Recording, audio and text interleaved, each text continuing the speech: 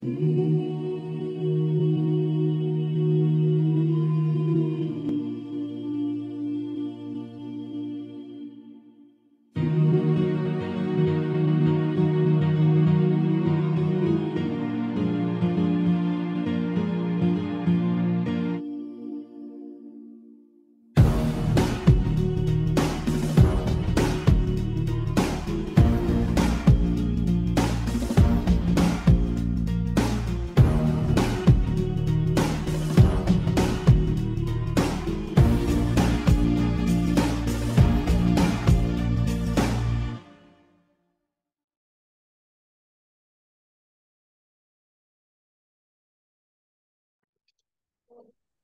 estimado telepensante, nuestro invitado de hoy nos puede dar un relato, un testimonio, como muy poca gente en nuestro país. No solo porque Luis Alfonso Herrera es licenciado en filosofía, abogado, pero de la Universidad Central de Venezuela, usted ya va entendiendo hacia dónde va mi presentación, magíster en Derecho Público de la Universidad de los Andes, candidato a doctor en Derecho de la misma universidad y profesor de Derecho Constitucional, justamente el tema que hoy día más álgido está en nuestro país. Yo diría que esta es la madre de las batallas. ¿Y por qué es tan importante tenerte, Luis Alfonso? Gracias por aceptar esta invitación, porque Luis Alfonso no solamente entiende de textos constitucionales, es abogado, sino que además tiene a la vista, digamos, en su propia experiencia, lo que fue el tránsito de Venezuela desde una república democrática a ser el totalitarismo, la dictadura narcoterrorista que es hoy día. Luis Alfonso, nuevamente gracias por estar en Esfera Pública. Vanessa, un gran gusto estar acá contigo. Muchas gracias por la invitación. Para comenzar, me gustaría saber un poco cómo ves tú lo que está pasando en términos generales en esta revoltura que pasa hoy día en Chile, que entonces el texto es de izquierda, porque de hecho un 57% del texto está escrito por el comité de expertos, que no se olvide mi estimado telepensante, había un solo experto de republicanos ahí, y luego se hacen estas indicaciones y entonces la derecha apoya un texto de izquierda y la izquierda va en contra de un texto de izquierda y está todo un tema muy, muy complicado. Tú sabes que al final a río revuelto ganancia pescadores y normalmente todo esto se hace así porque hay un proyecto que uno no está viendo detrás. No sé si eso es lo que tú piensas. ¿Cómo ves todo este desarrollo que ha venido sucediendo desde el 18 de octubre hasta nuestras elecciones del 17 de diciembre? Sí, bien, aun cuando uno puede encontrar en el proceso chileno situaciones desde el punto de vista de cómo se ha manejado o cómo se ha procurado, sobre todo en este segundo proceso constituyente, el tema del cambio constitucional, es decir, si uno lo compara con Bolivia, lo compara con Ecuador, lo compara con Venezuela, claramente, e incluso con la propia Colombia, que es el país pionero en estos temas de cambios a través de consejos o asambleas o instancias constituyentes, va a encontrar peculiaridades que a priori podrían decir, repito, sobre todo en este segundo proceso, yo no diría tanto en el primero, va a encontrar elementos, decía, que eh, apuntan a que ha sido un proceso más ordenado, un proceso que ha tenido, digamos, contornos institucionales que hasta esta etapa por lo menos han impedido que se desborde o que se vaya a otras situaciones que se vieron en alguno de esos casos. Por ejemplo, que intervinieran poderes públicos, que destituyeran instituciones, que designaran jueces, en fin.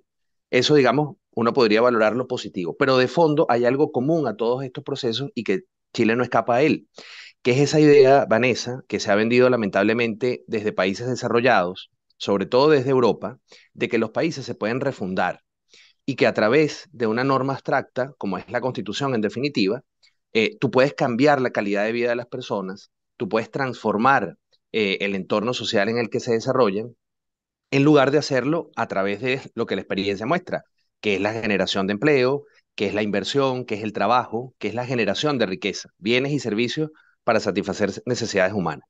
Frente a eso, el derecho, por supuesto, tiene un papel que desempeñar, de posibilitarlo, de respaldarlo, de garantizarlo, pero no de crearlo. Entonces, sí es común el caso chileno al resto de los casos, a mi entender, esta ilusión o esta suerte de fascinación por darse un texto que es como una especie de reseteo, de recomienzo, ese adanismo, ¿verdad? de volver al punto cero, de romper con lo que supuestamente no ha funcionado. En este segundo proceso, eso yo entiendo que se ha evitado, pero en el imaginario está la idea de que hay que sustituir algo que es malo, que no funcionó o que ya caducó por algo que sí nos va a resolver. Y eso es un gran problema. Eso es un gran problema porque evidentemente permite ese tipo de inflaciones a las que tú en tu pregunta te refieres. Es decir, a que la Constitución comiencen a aparecer una serie de contenidos bajo la fórmula de derechos o bajo la fórmula aún más grave de poderes del Estado, supuestamente para, bueno, lograr esos ideales, por ejemplo, proclamados en la Revolución Francesa, ¿no? De transformación del orden social. Y eso no se va a lograr, eso no se va a lograr, pero lamentablemente en Hispanoamérica somos muy propensos a comprar estos discursos redentores, como digo, importados normalmente de países europeos y eventualmente también un poco de la academia estadounidense. Sí, yo veo otro factor común también, que es el que más me preocupa. Estoy de acuerdo contigo que una parte importante de las élites quieren resolver por ley lo que ellos son, se han negado a hacer trabajando, digamos, porque para sacar adelante un país hay que trabajar. Y trabajar significa comenzar por hacer que el Estado de Derecho funcione. Entonces, hay otro asunto también que me parece está a la base y que es lo que a mí más me preocupa. No sé qué piensas tú, porque aquí nos acercamos a la situación venezolana. Eh, las constituciones y todas estas reformas y refundaciones, etcétera, también obedecen al hecho de que llega un momento en que una parte de la élite se convence de que la única manera de aplacar a los revolucionarios es entregándoles el texto constitucional.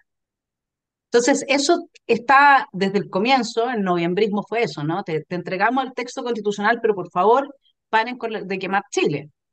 Y luego del triunfo del 4 de septiembre, fue lo mismo. No, es que nos van a, es que si no les entregamos un nuevo texto que no sea de Pinochet, están asustados, todas las élites están asustadas. Y ahora el argumento también es, bueno, demos un nuevo texto para que no nos puedan hacer un golpe de Estado y con esto se cierra el capítulo. Ya no van a querer más nuevos textos.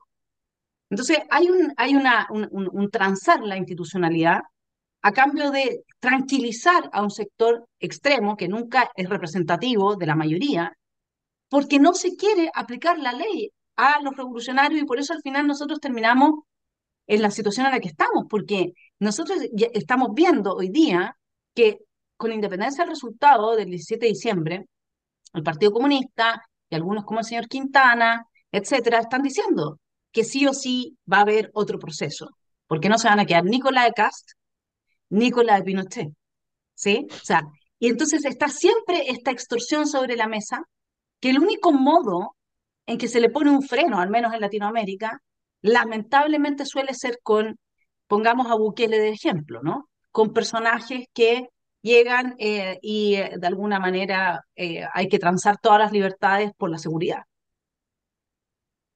Sí, sí. Y yo añadiría que a ese camino que tú planteas de aplicar la ley, es decir, de establecer responsabilidades para evitar, por ejemplo, en estos países o en el caso de Chile, esta constante apelación a procesos constituyentes que además generan una cantidad de distorsiones y de incertidumbre muy negativa para el país, sobre todo en aspectos económicos. Bueno, lo que está pasando en España, ¿no? Lo que está pasando en España, precisamente ese proceso de desintegración, literalmente, que podría estar en marcha. Decía, además de aplicar las normas jurídicas que penalizan, que sancionan aquellas derivas que claramente se apartan del marco institucional, yo creo que hay que dar una pelea importante en torno a lo que, no en un sentido técnico, sino más bien en un sentido político, la ciudadanía puede o las personas en general pueden entender respecto de lo que es una constitución. Porque a mí me preocupa mucho lo que tú señalas, Vanessa, de que pareciera, y esto no es nada original, se lo he escuchado a muchos analistas ya sobre la propuesta de constitución en Chile, eh, bueno, que nunca van a estar satisfechos, ¿no? Estos que claman por una nueva constitución, porque lo que sirve, lo que existe no sirve, etcétera, etcétera, dado que están tomados por un espíritu revolucionario, pero de revolución, digamos, radical, violenta en definitiva, insurgente, bueno, hasta que no tengan un documento que refleje literalmente lo que tienen en la cabeza, lo que tienen en mente, que no necesariamente o para nada es algo positivo para la gente, bueno, no se van a detener. ¿Y por qué digo que es importante dar esa pelea? No solamente porque insistirán una y otra vez, fíjate que tú ya dices ahora, bueno, si es que se llegara a aprobar esta propuesta, entonces ya no es la constitución de Pinochet, sino la de Cast. O sea, siempre va a tener un nombre, siempre va a tener un adjetivo. A eso me quiero referir también en un minuto. El punto es que hasta que no logremos hacerle ver a las personas que de un tiempo para acá se ha diluido o se ha desnaturalizado por culpa fundamentalmente, diría yo, de la academia, más que de los políticos que básicamente se montan en esa propuesta de la academia, de que la constitución no es un instrumento para hacer política en el sentido de, bueno, esto es un proyecto de gobierno, esto es un manual, digamos, para ejercer la revolución o cualquier otra doctrina política, sino que la constitución es un instrumento político, sí, en su origen, pero de naturaleza jurídica para limitar el poder, ¿m? Para limitar el poder fundamentalmente a través precisamente de la organización conforme a la división de poderes y para asegurar unas garantías fundamentales, unos derechos inherentes a la persona humana, espacios de autonomía que impidan la intervención arbitraria del Estado. Mira, en este texto que está acá, que contiene mi tesis de maestría en Derecho Constitucional, esta es una que hice en Venezuela, se titula Constitucionalismo o Neoconstitucionalismo, aportes a un debate contemporáneo.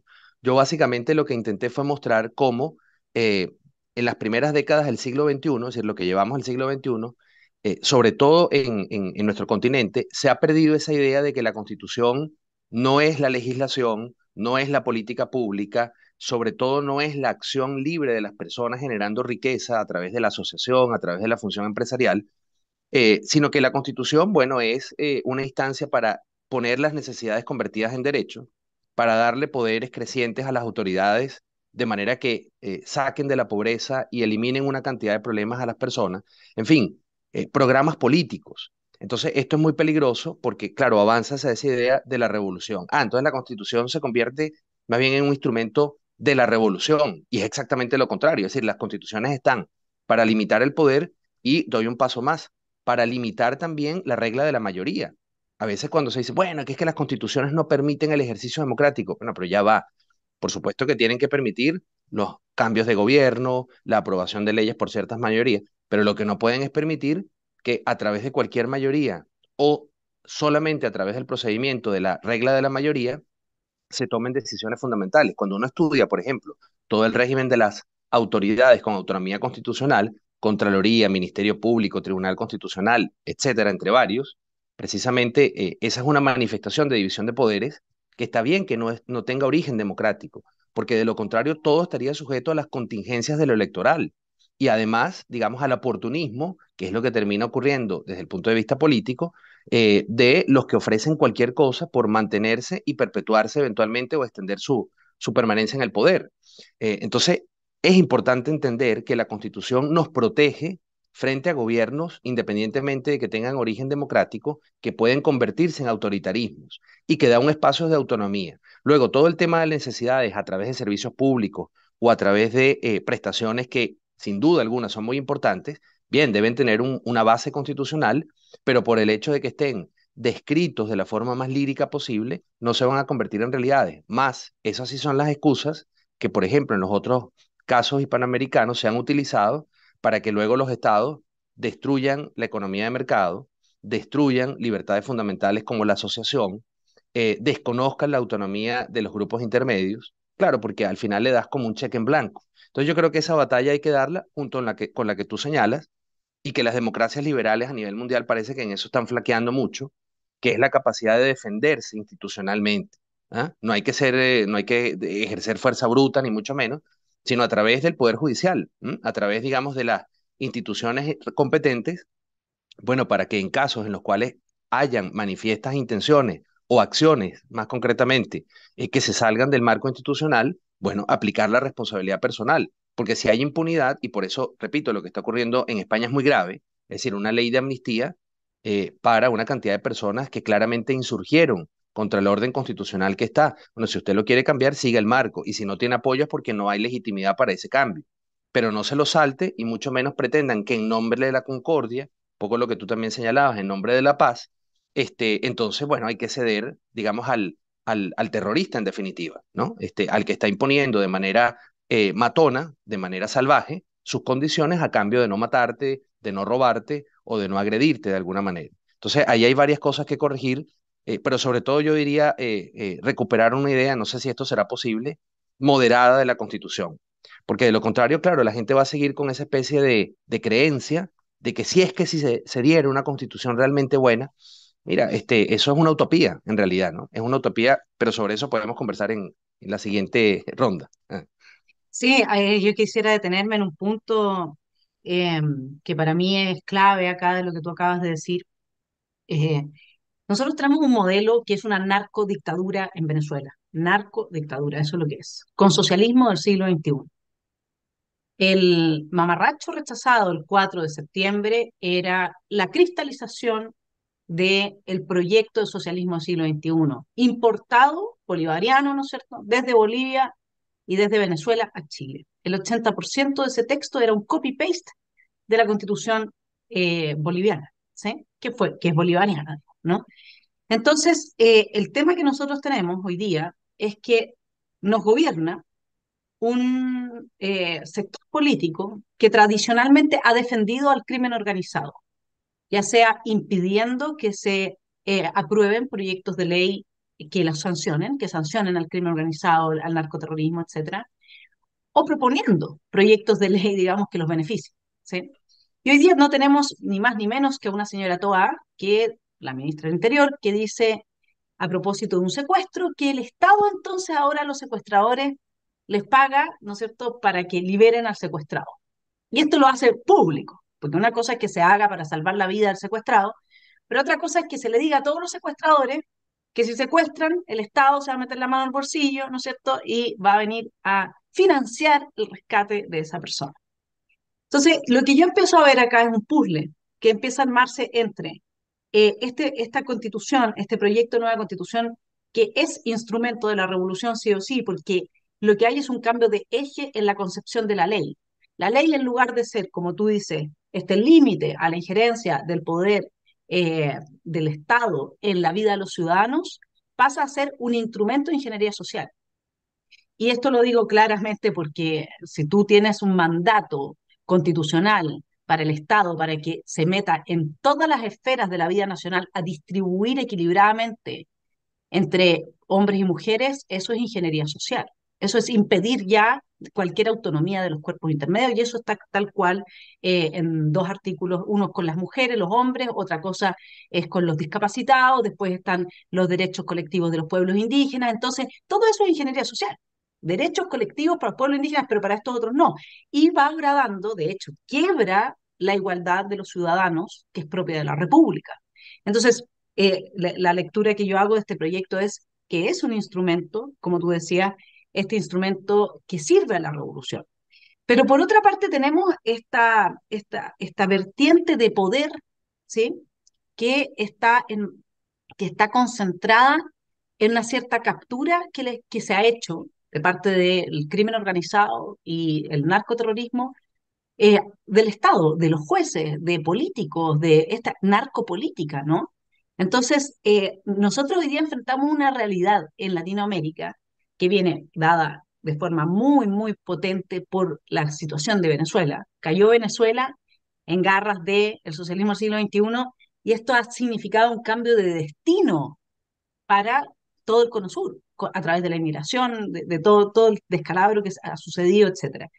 Entonces, yo no sé si en este contexto, esta esperanza que se tiene de, como tú decías, la paz, darles, para obtener paz, darles lo que te están pidiendo, darles una constitución que habilita la revolución, darles el cambio institucional. ¿Tiene algún sentido en tu experiencia de lo ocurrido, cómo fue el proceso venezolano? ¿Qué pasó con las élites ahí? También llegó un momento en que hicieron lo que están haciendo acá, porque para mí esto es una claudicación, o sea, está clarísimo. Puede haber que otra gente me diga, no, es que, pero mira, esta es la claudicación, Luis Alfonso, que se dan muy pocas razones del contenido del texto para apoyar este texto. Porque hay muy pocas razones para apoyarlo, porque de hecho casi en un 60% fue redactado por el comité de expertos y las indicaciones de republicanos vienen a tratar de arreglar algunas cosas que quedan bastante poco bien arregladas, por así decirlo. Entonces, ver esta claudicación de las élites, esta entrega finalmente de nuestra institucionalidad, esa constitución que por lo menos Republicano juró defender, ¿hay alguna relación con la historia de cómo se fueron sucediendo los hechos en Venezuela? Sí, a ver, difícilmente, Vanessa, yo diría que en cualquier país, americano o europeo, actualmente se puede producir un texto constitucional que no tenga todas estas dificultades que tú acabas de señalar. ¿Por qué? Bueno, precisamente porque lo que predomina desde el punto de vista de lo que debería ser una constitución y lo que debería contener apunta en esa dirección. Es más, yo te diría, aún estando de acuerdo con lo que tú señalas, que el esfuerzo para evitar contenidos aún más estrambóticos, digamos, ¿no? Más grandilocuentes, debe haber sido importante, porque es que, o sea, los oyentes no se imaginan la cantidad de cosas que uno puede leer en textos o artículos supuestamente científicos de derecho constitucional de lo que las constituciones deberían hacer. De hecho, yo veía por allí que, bueno, se dan en nuestros países conferencias sobre el constitucionalismo transformador, el constitucionalismo social, el nuevo constitucionalismo latinoamericano. Es decir, es un bombardeo de contenidos muy terrible. Entonces, a lo que voy es que una vez que un país se lanza, digamos, en esa pendiente de abrir un proceso constituyente, que a mi entender, Vanessa, esa idea de poder constituyente es en sí misma totalitaria, ¿ah? Esa es una inversión europeo-continental, fundamentalmente francesa, que apunta es a la existencia de un poder incontrolado. A mí me parece terrible esa explicación. Yo más bien apunto a que los procesos constitucionales en otros momentos históricos fueron evolutivos. Es decir, ningún grupo de personas se sentó a decir vamos a diseñar la sociedad, sino que leyes que fueron adquiriendo, las normas jurídicas que fueron adquiriendo una importancia singular, porque aseguraban el debido proceso, porque aseguraban la propiedad, porque aseguraban la libertad de expresión o de religión, etcétera, le fueron dando un rango superior. Y eso en algún punto, bueno, terminó limitando al poder, a la monarquía, al parlamento, etcétera, y bueno, se le dio el rango constitucional, pero no fue un diseño de arriba hacia abajo, fue más bien un proceso de abajo hacia arriba, ¿verdad? Y además que sí es histórico, es decir, esto ocurrió, pero esto del poder constituyente le mete en la cabeza a las personas que es que algo así puede ocurrir en un momento. Entonces, si lo trasladamos al presente, claro, uno lo que observa es que en el caso chileno, en comparación con el venezolano, que es lo que me preguntas, eh, las élites entienden que en un momento determinado, frente a un discurso redentor que tiene apoyo electoral, que arrastra, digamos, votos, lo mejor es no parecer anacrónico, lo mejor es de alguna manera, pues, no defender al que no tiene dolientes, en este caso a la Constitución. En Venezuela, la Constitución que fue desplazada por la que, entre comillas, estaría vigente, la del 99, es la Constitución de 1961. Esa fue una constitución, Vanessa, a mi entender, muy estatista, ¿verdad? Con muchos contenidos que luego aparecieron en la Constitución española del año 78, y en ese sentido tenía muchas cosas que modificar. No quiero decir que la Constitución del 61 venezolana fuera modélica, ni mucho menos, pero desde el punto de vista de lo fundamental para poder avanzar, por ejemplo, en una mayor apertura económica, desde el punto de vista de reducir poderes del Estado, desde el punto de vista de centralizar competencias políticas y fiscales tributarias hacia los estados, hacia las regiones y los municipios. Todo eso estaba allí, es decir, tenía un potencial de desarrollo y que luego a través de reformas tú podías ajustar en aspectos en donde fueran más problemáticos. Algo muy grave de la Constitución del 61 y que viene de antes allá en Venezuela es la posibilidad de que el Estado se reserve bienes y actividades de manera monopólica. Esto a mí me parece una barbaridad total. Por fortuna, ese no es el caso que está planteado ahora mismo en Chile. Pero bueno, el caso es que cuando se plantea ya, no, es que hay que salir de la Constitución, porque Chávez señala que es la Constitución, siempre hay un malvado, ¿no? De los adecos, de los copellanos, de las cúpulas podridas, como él les denominaba. Bueno, entonces todo el mundo se compra el discurso, la Constitución es no el estatismo, no el ejercicio desmesurado del poder, no el desprecio a la propiedad privada y a la libertad en general. No, no, no. Es, digamos, la Constitución. Claro, entonces se compra este discurso y ¿qué es lo que pasa? Se elabora un texto constitucional, bueno, con una cantidad de contenidos muy negativos, tanto institucionales como desde el punto de vista de los mal llamados derechos, pero que fue en parte aplaudida en el año 99, ¿ah? Tanto por académicos como por las élites, como tú señalas. ¿Por qué? Bueno, porque tenía este discurso, por ejemplo, incluyente. ¿Mm? Ellas y ellos. ¿Mm? porque establecía un catálogo, un capítulo completo de los derechos de los pueblos indígenas, porque establecía el Estado social. O sea, estas modas académicas, pero que luego se convierten en discursos políticos, así como Hayek hablaba de la justicia social, que es un término comadreja. Bueno, todos estos son términos comadrejas, ¿sí? Entonces, claro, fíjate que sí, en principio es aplaudida, además se sometió supuestamente a referéndum, eso fue en medio de una tragedia allá en Venezuela, porque, bueno, la montaña principal de la capital venezolana, el Cerro del Ávila, se estaba literalmente cayendo porque hubo un fenómeno natural de lluvias terrible donde murió un montón de gente. Aún así, se hizo este referendo con una bajísima participación. Pero entonces tú ves en los textos hoy en día que dice, bueno, además es una constitución democrática porque se aprobó en referéndum. Pero por favor, o sea, pero si no participó ni de cerca el 50% del electorado que tenía posibilidad de votar.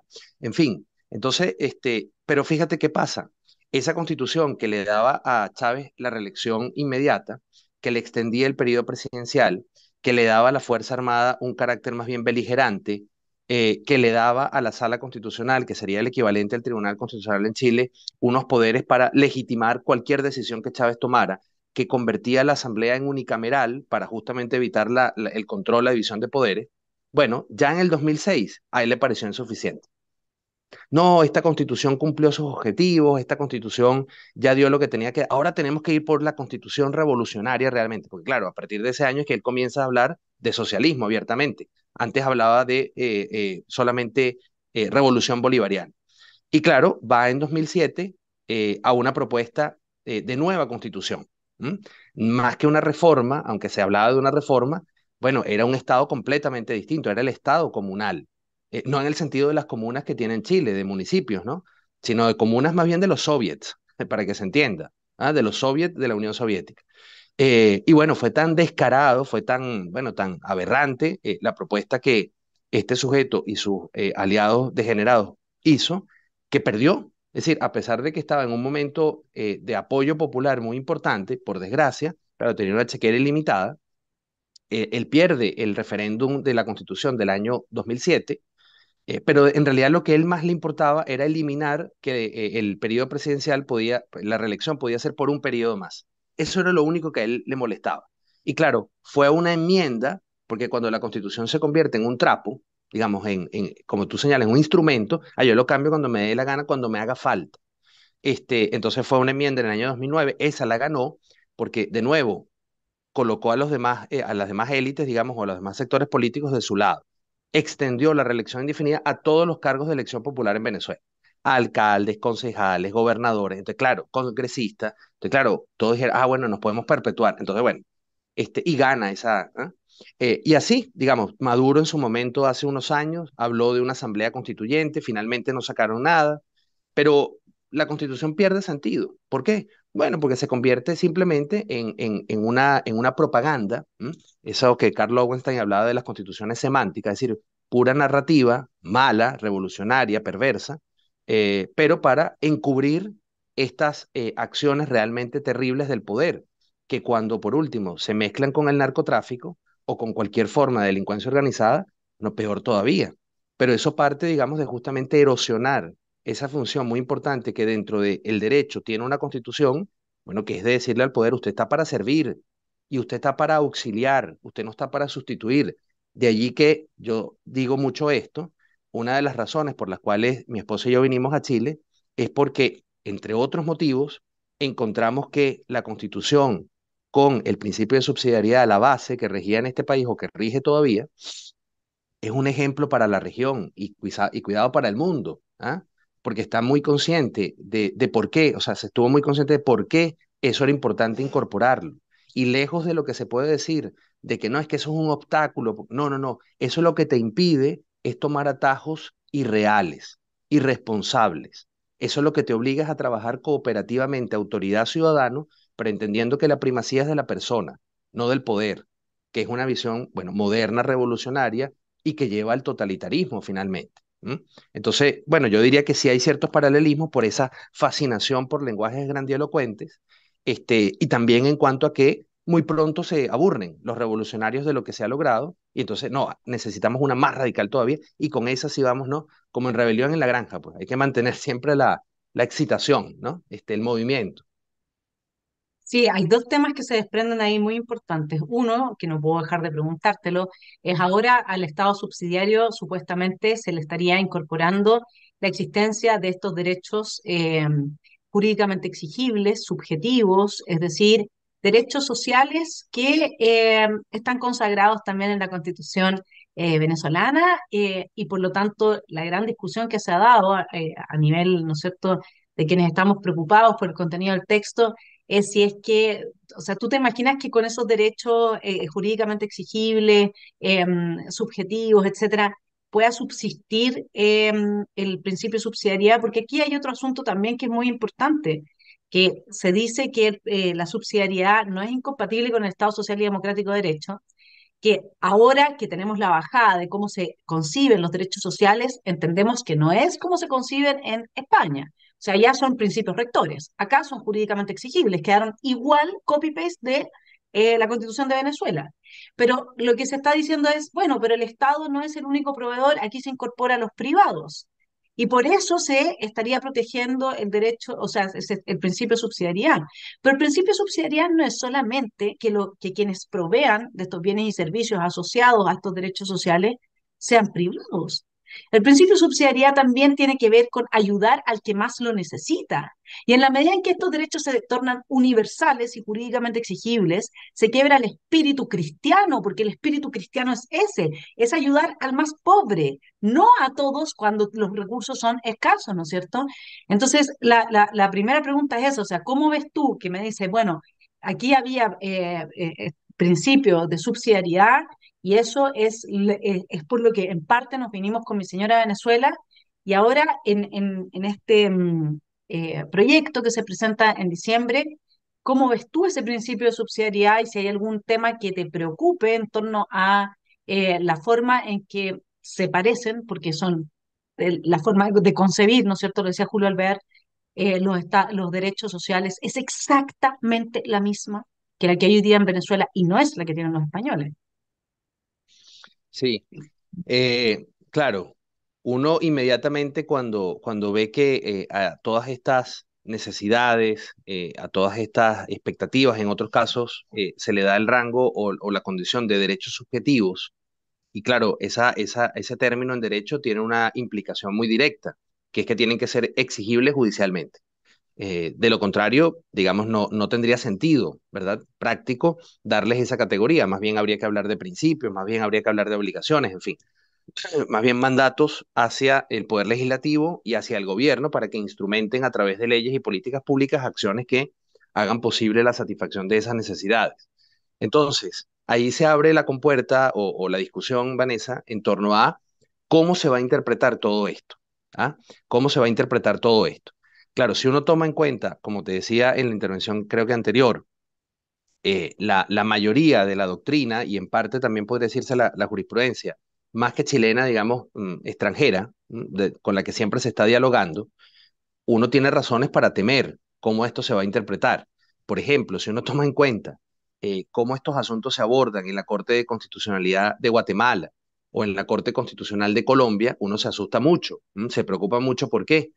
Bueno, porque allá se ha instalado la idea de que desde esas instancias, eso en Chile, digamos, por el desempeño del Tribunal Constitucional, más allá de los debates que se puedan dar en torno a algunas sentencias en particular, no se ha observado, pero en estos países más que a través de las Cortes Supremas, a través de estos tribunales constitucionales, se ha pretendido garantizar la salud, la educación, aspectos de la seguridad social, bueno, asumiendo competencias que no le corresponden a esos tribunales, pero reforzando la idea en la ciudadanía de que, bueno, si la sentencia me dijo que yo tengo derecho a, es porque alguien me lo ha quitado, o porque el sistema no funciona, o porque, no sé, alguien es culpable. Pero mira, ahí está, yo tengo derecho. El asunto es que vaya usted a saber si esas sentencias se pueden ejecutar adecuadamente o no. Y peor aún, algo que tiene que ver con lo que señalabas en tu pregunta, bueno, no todas las personas demandan, no todas las personas tienen recursos para sostener un proceso de este tipo, y por lo tanto, entonces, si es que efectivamente estas sentencias pudieran en algo aliviar el requerimiento de la persona que demanda, bueno, lo hará en unos casos y en un montón de casos, en otros casos no. Y eso es discriminatorio, ¿verdad? Eso es discriminatorio, pero de fondo genera un efecto también muy perverso, que es que ajá, se colocan los derechos, y pareciera que de alguna manera las autoridades y en general quienes trabajan desde el Estado dicen, bueno, como que ya cumplimos, porque le dimos lo que la gente quería, ahora estos son derechos. Cuando en realidad, si es que lo colocas como principios o como derechos, bueno, eso es solamente como establecer el punto de partida. Allí es que debería comenzar el trabajo arduo de qué, de incentivar las inversiones, tanto nacionales como extranjeras, generar seguridad jurídica, Estado de Derecho, políticas que promuevan, ¿verdad?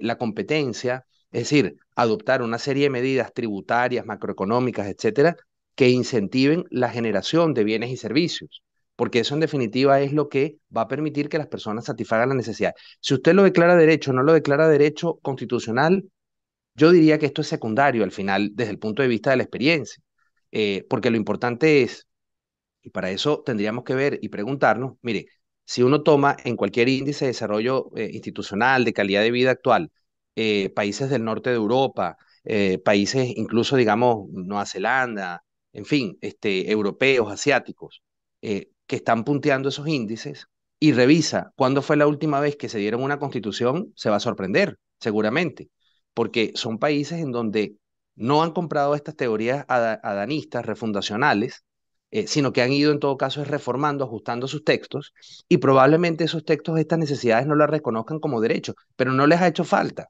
porque tienen claro en sus mentes que lo importante es la producción, lo importante es la sinergia entre autoridades y privados para producir riqueza. Entonces, claro, la preocupación es que el Estado renuncie a ese rol que perfectamente va en sintonía con la subsidiariedad de promover, de auxiliar, de fomentar, ¿ah? La generación de riqueza, y que más bien diga, bueno, como ahí está, y luego entonces recarguen al Poder Judicial, esto es muy peligroso, de una cantidad de demandas, de una cantidad de juicios, donde las personas tienen la ilusión que si obtienen la sentencia se les va a dar aquello que se les ha negado, y resulta que, bueno, que esto no se sabe si va a ocurrir o no. Es muy delicado porque eso puede terminar erosionando el Poder Judicial, y si las personas en un momento adquieren una posición de rechazo hacia la justicia, eso abre el camino para que se intervenga el Poder Judicial. No quiero decir que esto necesariamente tenga que pasar, pero es una posibilidad, porque nada le encanta más a un político autoritario que decir que los jueces son lo peor, porque se quita el que lo controla. Entonces, ahí hay que tener cuidado. Y sobre la subsidiariedad, para terminar con ese punto también, como te decía, esto está abierto a la interpretación. ¿Qué te puedo decir yo? Claro, sobre todo esto teniendo en cuenta, no sé si lo has podido ver, un programa que Juan Ramón Rayo le dedicó también recientemente a la propuesta de constitución del Consejo Constitucional. Claro, la constitución chilena, por sus dos primeros artículos y por una serie de advertencias que están en cada uno de estos artículos que reconocen como derechos estas necesidades de las personas, como derechos sociales, es algo diferente a los textos constitucionales de los otros países, ¿verdad? Porque siempre está esta idea que tú señalas de la provisión privada o del derecho de los privados a participar o a estar allí. Pero esto va a quedar abierto a interpretación al final. Primero, de el legislador; segundo, del Poder Ejecutivo, a través de normativas, a través de políticas públicas; y por último, tanto de la Contraloría como de la Corte Suprema, como del Tribunal Constitucional eventualmente. Entonces, si la interpretación es sesgada, desde el punto de vista, digamos, de, pero aquí está el Estado social, o aquí están las necesidades de las personas, o, digamos, acuden a cierto contenido del derecho internacional de los derechos humanos, que lamentablemente tiene contornos colectivistas, ¿verdad? Más bien alejados de la protección de la persona humana, del individuo. Bueno, entonces pueden llegar a una conclusión en donde la subsidiariedad quede completamente de lado. Y entonces, bueno, está el particular, pero es un particular controlado, un poco como ocurrió en Venezuela, fíjate, antes de Chávez. Es decir, si uno se traslada a lo que ocurría en Venezuela desde el punto de vista de estos derechos, salud, educación, pensiones no, porque en Venezuela siempre ha sido estatista, por desgracia, en esta materia, pero digamos, estos derechos de provisión, ¿verdad? O de prestación, sí, los particulares estaban, pero bajo la lógica, Vanessa, de que el Estado era el titular en definitiva, o el obligado, sino el titular, y el particular estaba allí un poco por concesión. O sea, yo te dejo estar, pero yo te controlo, yo te defino, yo te fijo precios, yo te fijo contenidos, en fin. Y claro, ese es un riesgo, porque eso va a depender finalmente de la interpretación. Yo noto a veces que como hay mucha ideología contra la idea de subsidiariedad, entonces se puede dar como una especie de rebote, ¿verdad? Ah, bueno, como antes no podíamos, ahora tenemos la cláusula del Estado social y entonces el Estado puede tal cosa. Y la verdad es que uno, bueno, se frustra mucho porque en la medida que tú, como experta en esa área, lo tendrás mucho más claro, pero en la medida en que uno va leyendo lo que significó desde el punto de vista de la concentración de poder, la instauración de la idea del Estado moderno, yo creo que todos los seres humanos deberían tener, frente a esa forma de ejercicio del poder, deberíamos tener una aprehensión cotidiana, porque nunca antes existió en la historia. Otras formas de gobierno existieron, pero no una organización burocrática con semejante poder y a la que las personas le tienen tanta fe. Es una cosa que al final, además, es una invención de la mente, porque lo que hay son seres humanos con poder, tal y como si uno le presta atención a la teoría de la public choice lo va a entender. Hay personas con intereses, con incentivos. Eso no significa necesariamente que tengas que ser demoníacos, pero lo van a terminar siendo si tú los ves como ángeles redentores. Entonces tienes que exigirles y eso parte de una constitución que los limite, ¿m? Que los limite y que asegure esa autonomía de las personas y de las asociaciones. Sí, absolutamente. Ahora, yo creo que sí, el tema de los derechos sociales garantizados y en el proyecto de nueva Constitución se establece la forma de demandarlos, que es a través de un recurso de protección, ¿sí? O sea, no es que esto esté abierto a interpretaciones. En el proyecto de nueva Constitución está explicitado que aquel que estos derechos viera violados, etcétera, etcétera, va con un recurso de protección, corte de apelaciones, y eso era obvio para cuando están violando el derecho a tu vida, el derecho a tu libertad de expresión, el derecho a tu libertad de culto, el derecho, ahí era obvio. Pero ahora nos metieron al mismo nivel de estos derechos fundamentales inalienables, derechos materiales, lo que es gravísimo. Porque además, esto puede ser, si tú ves lo que pasó con Carabineros para el 18 de octubre, Carabineros, un cuarto de la institución, hasta el día de hoy está querellada. El poder de querella que tiene la extrema izquierda para destruir lo que quiera, es cosa de aplicarlo ahora, hacer justamente lo que tú decías, ir y pedir a los jueces demandar a través de recurso de protección el derecho a la vivienda, el derecho al agua saneada, el derecho a seguridad social, el derecho y, y judicializar todo esto y efectivamente a través de estos recursos de protección de construir el Poder Judicial. O sea, si es que nosotros para entender la gravedad que tiene aprobar este texto, desde mi punto de vista, hay que imaginarlo en manos de la extrema izquierda, esa misma extrema izquierda que nos dio el golpe de Estado. Ya hay un camino legal y jurídico para desmantelar a este país. Y no te quepa duda que si hicieron eso con Carabineros, van a hacer eso ahora con tribunales. Y no es solamente que de repente va a llegar un ciudadano a decir, a mí, yo demando por mi cama en el hospital, no es solamente eso, y otro no lo va a poder hacer porque no va a tener un abogado que le haga la querella o qué sé yo, el recurso de protección, perdón, sino que acá hay equipos de extrema izquierda armados para usar la institucionalidad. La hicieron con Carabineros, hasta el día de hoy lo siguen haciendo, para destruir esa institución, y ahora lo van a hacer con el Poder Judicial.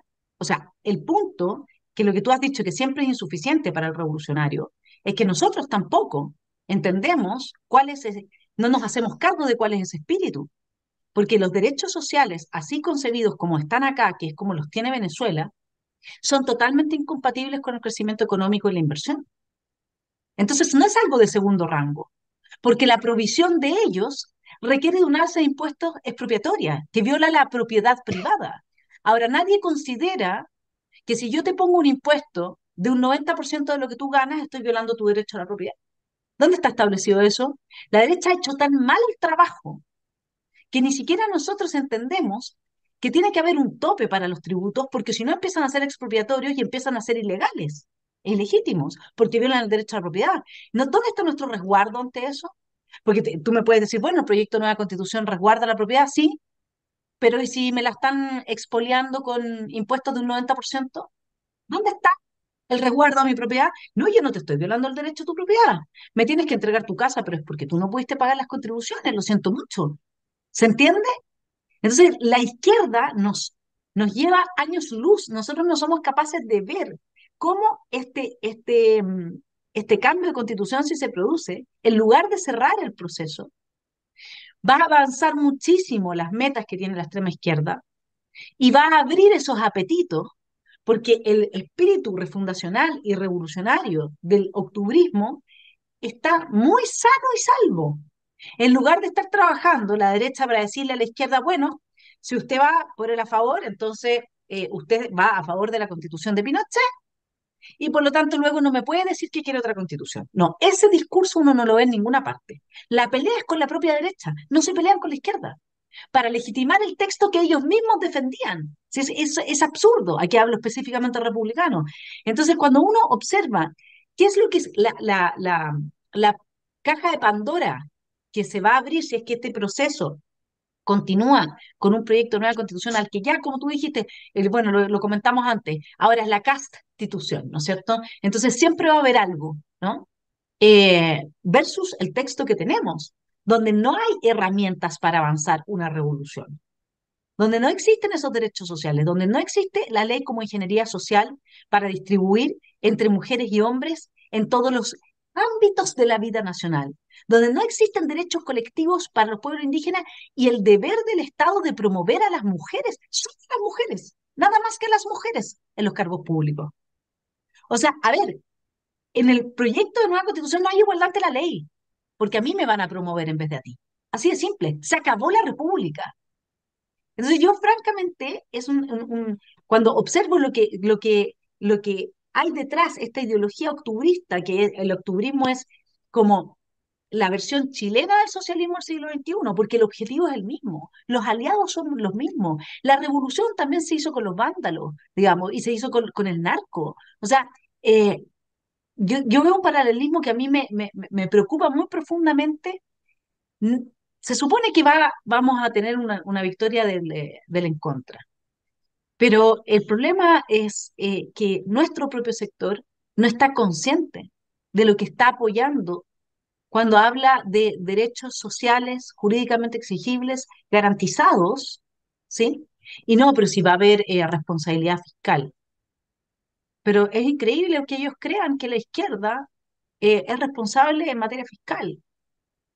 O sea, eso es como que, no sé, pues yo cambiara de rubro y en lugar de dedicarme a esto, me dedicara a ser geóloga, no sé, totalmente de otro planeta.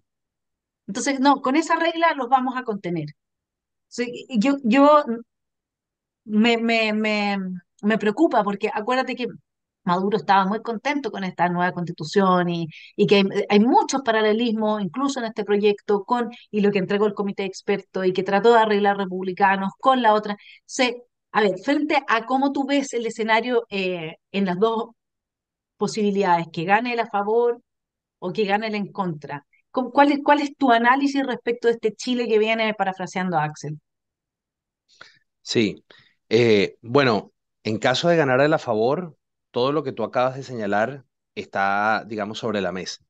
Es una posibilidad bastante amplia y como comentaba también hace rato, lamentablemente, bueno, esa posibilidad de que a través, por ejemplo, de recursos de protección o a través de estas medidas intervencionistas, vía tributaria, vía expropiaciones o cualquier otra, o controles, se pretenda garantizar toda esa cantidad de cosas que solamente a través de la función empresarial principalmente, a través de las inversiones, en fin, a través de otros mecanismos donde los estados tienen que aportar, pero en donde no necesariamente son siempre o son los protagonistas por regla general. Bueno, eso puede ocurrir y por supuesto, aun cuando la Constitución tenga estos aspectos, digamos, de contención, ¿ah? Reminiscencias o de alguna manera expresiones de este principio de subsidiariedad, por supuesto eso va a terminar siendo avasallado. Sobre todo si hay vergüenza de defender esos contenidos. Hay vergüenza o hay complejo o hay ignorancia, cualquiera de estos, digamos, situaciones apunta a lo mismo. Es decir, no hay capacidad política, ni jurídica, ni social de defenderlos y de comprender, socializar, digamos, con suficientes personas, es decir, con una mayoría electoral suficiente, porque es importante mantenerlo. Entonces, sí es una posibilidad. eh, y por supuesto, dado que esto está permeado a lo largo del texto, siempre se podrán encontrar, como te decía también, interpretaciones en donde tú aisladamente o tomando selectivamente lo que te interese, termines justificando cualquier cosa. Y claro, eh, a mí me preocupa mucho lo que tú señalas del Poder Judicial, porque tengo muy claro, Vanessa, eso es algo que a lo mejor ahora parece extemporáneo en Chile, pero como tú bien dices, hay que apuntar hacia adelante. Mira, yo no conozco ningún proceso de estos posmodernos, revolucionarios, hispanoamericanos o lo que está pasando ahora en España y probablemente en algún otro lugar que uno no le esté llevando la pista, en donde el Poder Judicial no haya sido determinante. La toma política del Poder Judicial, primero mediante el amedrentamiento, es decir, la estigmatización, la descalificación, primero por no actuar y luego porque actúan mucho y luego entonces la gente porque actúan pero no sirve. Entonces, eso hace que el Poder Judicial se debilite, digamos que de alguna manera las personas que están con esa responsabilidad, no sé si la palabra sea se acobarden, pero comiencen a renunciar un poco a cumplir con sus funciones y eventualmente a que sean sustituidos por incondicionales. ¿Mm? Eso, tanto desde el punto de vista del Poder Judicial como desde el punto de vista del Tribunal Constitucional, que van a tener muchas tareas, muchos trabajos con estos contenidos. Y una vez que eso se logra, que se erosiona ese dique de contención del autoritarismo, ¿verdad? O de cualquier forma de autoritarismo y también de delincuencia organizada, bueno, entonces viene la fase de legitimación, donde comienzan a ser como estos muñequitos que están a veces en los taxis, que andan diciendo sí, sí todo el tiempo. ¿Por qué? Porque son incondicionales o porque están allí no por mérito, sino por lealtades, en fin. Y eso es muy grave. Y pareciera que algo tan técnico como un derecho subjetivo, un recurso de protección, los tratados internacionales de derechos humanos dicen que todo derecho tiene que estar garantizado. Bueno, ¿qué puede salir mal? Bueno, que puede salir mal es la irrealidad, porque en realidad todo eso se pensó, como también tú lo señalabas, para restablecer situaciones jurídicas infringidas. Es decir, esto está pensado sensatamente, es para que cuando una persona en sus derechos inviolables, inalienables, que son parte de su condición humana, su integridad física y moral, su libertad personal, su derecho a la vida, sus libertades, digamos, individuales, bueno, son censuradas o son privadas arbitrariamente, colocarte en la posición jurídica, pero no entregarte prestaciones. Es decir, esto en sus orígenes no estuvo pensado para eso. Pero toda esta literatura, más bien, esta doctrina eh, irreal, irresponsable a mi juicio, sobre todo jurídica, apunta que sí. Hay una desnaturalización y esto viene desde hace tiempo, sobre todo, lamentablemente, por vía del derecho internacional de los derechos humanos. Entonces, ese primer escenario, que aunque podría teóricamente servir para desactivar esta constante reconstitución, ya dos procesos son consecutivos en el país, en realidad lo que puede hacer es continuar, como se decía, ¿no? La guerra, pero por otras vías. ¿Ah? Por estas vías, eso es una posibilidad muy real. Y la otra, en caso de que gane el rechazo, bueno, insistir si es que no hay la capacidad de hacerle convencer o hacerle ver, digamos, a la mayoría de la población con un discurso muy honesto y tiene que ser valiente, ¿verdad? Tiene que ser comprometido. Mire, aquí, si no nos comprometemos a defender la institucionalidad que estamos, con la que estamos actualmente, podemos perderla toda, sea porque venga un tercer proceso que trate de ser mucho más radical, o en donde el nivel de concesiones por los motivos que sea por vía del Congreso, podría ser incluso esto, mucho más amplio que el actual, ¿verdad? El nivel de cosas a entregar, oye, no fue suficiente, bueno, entreguemos más cosas o negociemos más cosas, esto es muy peligroso, o que sencillamente entonces también, si es que no hay el compromiso, tanto institucional como ciudadano, de defender el marco institucional, que antes de que se me vaya, mira, la mayoría de las constituciones, sobre todo los que han tenido algún grado de éxito o estabilidad en el mundo, como puede ser claramente la de los Estados Unidos, no tuvieron origen democrático. Es decir, esta obsesión con que para que una constitución sea buena, tiene que derivar de un proceso democrático. Bueno, no lo sé. Probablemente en los libros esto suene muy bien, pero desde el punto de vista de realidad, elaborar una constitución que cumpla con su función de limitar el poder adecuadamente en el tiempo actual es casi real, Vanessa. Es decir, es poner de acuerdo a una cantidad de personas que piensan muy distinto, pero en donde buena parte de ellas están tomadas por estas ideas utópicas de la redención, ¿m? De que a través del derecho tú le puedes salvar la vida a la gente, y eso no es así. Entonces eso es muy difícil, y claro, si se rechaza y se mantiene la constitución vigente, que es una constitución, tú lo sabes mejor que yo, claramente reformada, muchas veces reformada respecto del texto original del año 80, pero que en su base mantiene algunas de las cosas, también hay que decirlo, entre 2019 y el 2023 se ha cambiado muchas veces. Por ejemplo, un cambio que a mí me pareció importante y de fondo fue el de las mayorías para aprobar las leyes orgánicas constitucionales que serán señaladas como, bueno, estos son ¿cómo se llama? Diques autoritarios, trabas autoritarias que se mantuvieron allí. No, no, es que es para darle estabilidad. Las mayorías calificadas son importantes para que no se estén leyes que son fundamentales para la estructura del Estado, el funcionamiento o de la misma sociedad cambiándose por mayorías contingentes.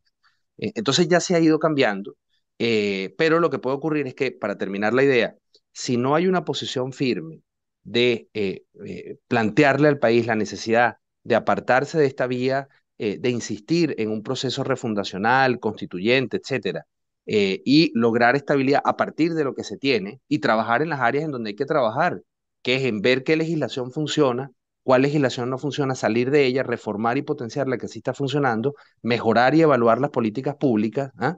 Y darle, digamos, espacio a la ciudadanía, a la iniciativa privada, bueno, para que el tiempo que ha complicado tanto octubre de 2019 como luego la pandemia se pueda ir remontando, ¿verdad? Eso que, todos los efectos de esa situación.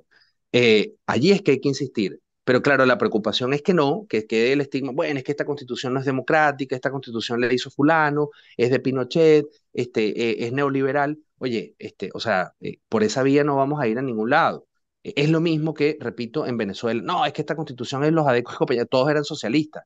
Pero fíjate que cuando se busca un chivo expiatorio, la falacia del hombre de paja, bueno, entonces ahí todos los enemigos van en esa dirección. La verdad es que esto no es lo importante. Y repito, yo invito a las personas que de alguna manera tengan la expectativa o la fascinación o la ilusión de que una nueva constitución podría mejorar las situaciones socioeconómicas del país, que vean los países que puedan considerar más desarrollados o que mejor han atendido estas necesidades sociales, si es que se han dado constituciones en el siglo XXI, ¿m? Si han necesitado esto, o si por el contrario eso ha sido producto de una evolución, las constituciones tienen su rol, pero en realidad lo que importa en esas sociedades es lo que colaborativamente hacen desde el punto de vista de los roles que naturalmente le corresponden a cada uno, las autoridades y sobre todo los particulares, ¿no? La familia, las asociaciones, los individuos y las relaciones con el mundo en general, las inversiones extranjeras que son tan importantes también para lograr ese desarrollo. Sí, absolutamente. Yo también coincido con esa invitación. Mi estimado Luis Alfonso, hemos cumplido con nuestro tiempo. También quisiera yo hacer una invitación porque a la luz de lo que trae el texto que se nos está proponiendo votar en diciembre, que lamentablemente no nos dieron un poquito más de un mes nomás para leerlo y para poder hacer los análisis que corresponde. O sea, esto ha sido una cachetada en la cara a la ciudadanía. Pero es que, francamente, yo, así como tú dices que una constitución no va a arreglar, ¿no es cierto? Porque entonces pongamos por constitución que seamos todos multimillonarios, digamos, a ver si es que no funciona, ¿no? No, no, no, y al contrario, va a deteriorar ese tipo de, porque como esa fórmula refundacional, esa fórmula de ingeniería social que pretende resolver los problemas, ese tipo de problemas, meramente a través de leyes que mandatan al Estado, esa fórmula es la clave para la destrucción de la economía, es la clave para la inestabilidad absoluta. Lo que van a hacer, si es que votan a favor, van a estar jugando a favor del octubrismo, porque aquí hay una cosa que es muy importante, no solamente una nueva constitución, no va a resolver los problemas que le están prometiendo a la gente de forma, para mí, gusto bastante cruel. Los mismos que antes decían que no iba a resolver nada, ahora dicen que sí, que les va a resolver todo. Bastante cruel porque están generando la expectativa. Yo quiero a las élites, sobre todo, decirles, invitarlas a que se tomen en serio lo que hemos conversado acá con Luis Alfonso, porque nunca es suficiente para el revolucionario. El revolucionario siempre va por más. Y por lo tanto, votar a favor hoy día es darle un triunfo al octubrismo, porque ya que se hicieron todas estas reformas constitucionales fundamentales que les dan instrumento para empezar a presionar desde las bases a través de la captura del Poder Judicial, fundamentalmente, con esta demanda eh, por la provisión de los derechos sociales. Bueno, les vamos a abrir la caja para que sigan presionando, sigan presionando, sigan presionando. Sí, aquí lo único que puede ser una señal clara de cierre de proceso es que, digamos, en contra y que estemos dispuestos a defender nuestra institucionalidad, como muy bien has planteado, Luis Alfonso, porque esa es la clave, donde nosotros, nuestras élites no estén dispuestas a defender la institucionalidad y eso significa aplicarla, que tenga efectos en la vida real de la gente. Chile va a seguir a la deriva. La invitación es a que se entienda que una nueva constitución por el hecho de no ser la de Pinochet, ahora es la de José Antonio, después va a ser tal cual como tú acabas de decir, el chivo expiatorio es cualquier cosa, no va a frenar a los revolucionarios. A los revolucionarios lo único que los va a frenar es la aplicación de la ley. Y eso es a lo que los ciudadanos tenemos que obligar a nuestra casta política a hacer, aunque sean sus compañeros de casta, aunque tengan tanto tejado de vidrio compartido. Una cosa es ser revolucionario y otra cosa es ser político en el mundo latinoamericano del género real maravilloso, ¿no? Pero ser revolucionario es una cosa distinta y ahí tiene que haber un límite, ¿no? Así es que muchas gracias, Luis Alfonso, ha sido una muy, muy buena entrevista y espero que entonces nuestros telepensantes lo piensen. Esto es votar a favor del éxito octubrista. Lo único que hoy día nosotros podemos hacer es defender nuestra institucionalidad, como bien dice Luis Alfonso, institucionalidad que fue diseñada, creada y apropiada en épocas de tranquilidad, en épocas de mucha reflexión. Fueron 7 años hasta que tuvimos este texto constitucional, muchas veces reformado hoy día con la firma de un socialista. O sea, también creen que porque la firme Boric, que es del Frente Amplio, la van a respetar. Ni siquiera Ricardo Lagos respetó su propia constitución y ya sabemos a dónde quieren ir, quieren el mamarracho.